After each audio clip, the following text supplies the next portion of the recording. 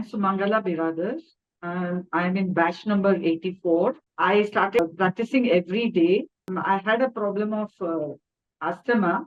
I usually used to take only in the night the puffs, but now have reduced it to one puff in the night.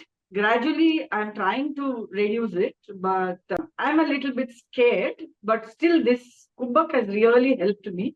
I'm more positive that I will get cured and I will be able to breathe better.